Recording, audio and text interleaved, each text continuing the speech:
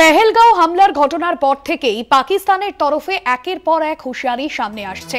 এবার বিলাওয়াল ভুট্টো পাকিস্তানের প্রাক্তন বিদেশমন্ত্রী, তার যে মন্তব্য, জল না পেলে সিন্ধুতে ভারতীয়দের রক্তের স্রোত বইয়ে দেব, এমনই হুঙ্কার শোনা গেল তার গলায়। পেহেলগাঁওয়ে জঙ্গি হামলার জেরে সিন্ধু জলচুক্তি রদ করেছে মোদী সরকার, আর তারপরেই পাল্টা আস্ফালন পাকিস্তানি নেতৃত্বের।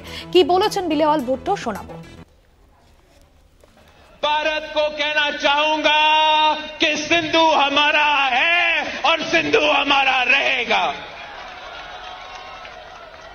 या इस दरिया से हमारा पानी बहेगा या उनका खून बहेगा। আপনাদের শোনালাম বিলাওয়াল ভুট্টো, তিনি ঠিক কি মন্তব্য করেছেন। অরিত্র ঘোষ রয়েছেন আমাদের প্রতিনিধি ফোন লাইনে। অরিত্র, যে মন্তব্য করেছেন তিনি, এবং আমরা দেখেছি যে একের পর এক পাকিস্তানি নেতৃত্ব, তাদের গলায় রীতিমতো হুঁশিয়ারির সুর।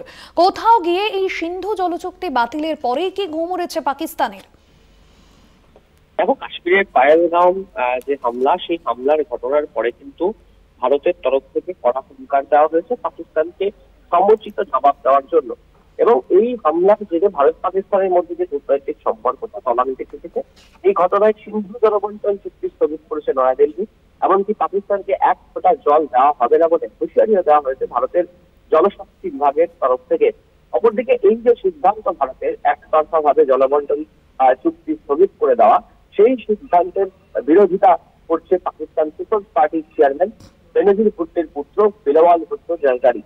তিনি যেটা স্পষ্টত জানিয়েছেন প্রকাশ্য সভা মঞ্চ থেকে, যে ভারতের তরফ থেকে যদি জলবন্টন চুক্তি স্থগিত করা হয় তাহলে সিন্ধু নদে ভারতীয়দের রক্ত বইবে। দেখো, এই মন্তব্য সামনে আসার পর কিন্তু একটা কথাই মাথায় আসছে, এবং একটাই এই বিষয়ের উপর বলা যেতে পারে যে নির্লজ্জের মতো আস্ফালন করছে পাকিস্তানের নেতৃত্ব এবং পাকিস্তানের বিভিন্ন সংগঠন। এবং একই সাথে প্রধানমন্ত্রী নরেন্দ্র মোদী এই যে সিদ্ধান্ত পাহেলগাঁও হামলার পর সিন্ধু জলচুক্তি থেকে সরে আসা, সেই প্রতিক্রিয়ায় বিলাওয়াল ভুট্টো বলছেন যে ভারতের প্রধানমন্ত্রী নরেন্দ্র মোদী এই সিন্ধু সভ্যতার উত্তরাধিকার লাভের জন্য এই সিন্ধু নদীতে ডাকাতির চেষ্টা করছে। এছাড়াও বিলাওয়াল ভুট্টোর যেটা মন্তব্য, যে সিন্ধু সভ্যতার প্রকৃত উত্তরাধিকারী পাকিস্তান, তাই কোনোভাবেই সিন্ধু নদের উপরে যে জলচুক্তি সিদ্ধান্ত স্থগিত করার সিদ্ধান্ত নেওয়া হয়েছে ভারতের তরফ থেকে, সেই বিষয়টি তারা বরদাস্ত করবে। একদমই ধন্যবাদ জানাবো অরিত্র ঘোষ ছিলেন আমাদের প্রতিনিধি ফোন লাইনে। আপনাদের জানিয়ে রাখবো, বিলাওয়াল ভুট্টো তার যে মন্তব্য, এবং সেই মন্তব্যের পর রীতিমতো তার গলায় হুঁশিয়ারির সুর শোনা যায়। আমরা জানি যে 1960-এর ভারত পাক সিন্ধু জলচুক্তি বাতিল করা হয়েছে পেহেলগাঁও হামলার পরেই। নয়াদিল্লির তরফে একাধিক রাশ টানা হয়েছে পাকিস্তানকে দমাতে। বন্ধ করে দেওয়া হয়েছে ইতিমধ্যেই আটারি সীমান্ত, পাশাপাশি পাকিস্তানি নাগরিকদের 48 ঘন্টার মধ্যে দেশে ফিরে যাওয়ার নির্দেশ দেওয়া হয়েছে। পাক নাগরিকদের ভিসা দেওয়া বন্ধ করা হয়েছে।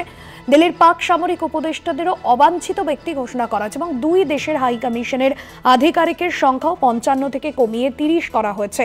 একাধিক পদক্ষেপ নেওয়ার পরে পাকিস্তানের তরফেও কিন্তু পাল্টা পদক্ষেপ নেওয়া হচ্ছে, এবং পাকিস্তানের প্রাক্তন বিদেশমন্ত্রীর গলায় রীতিমতো হুমকির সুর শোনা গেল।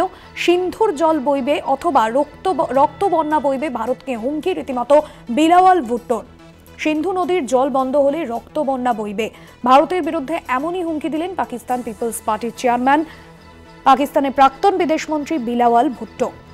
ভারত সরকারের সিন্ধু জলবন্টন চুক্তি সাময়িকভাবে স্থগিত রাখার সিদ্ধান্তের পরেই এমন হুমকি পাকিস্তানের প্রাক্তন বিদেশমন্ত্রীর। পেহেলগাঁওয়ের বৈশ্বরণে নৃশংস জঙ্গি হামলার পাল্টা পদক্ষেপ হিসেবেই সিদ্ধান্ত নিয়েছে ভারত। পাকিস্তানের নিষিদ্ধ জঙ্গি সংগঠন লস্কর-ই তৈবার এই হামলার এই ছত্রছায়ায় গজিয়ে ওঠা যে দ্য রেজিস্টার্ড ফোর্স, তারও এই হামলার দায় স্বীকার করলেও পরে কার্যত অস্বীকার করেছে।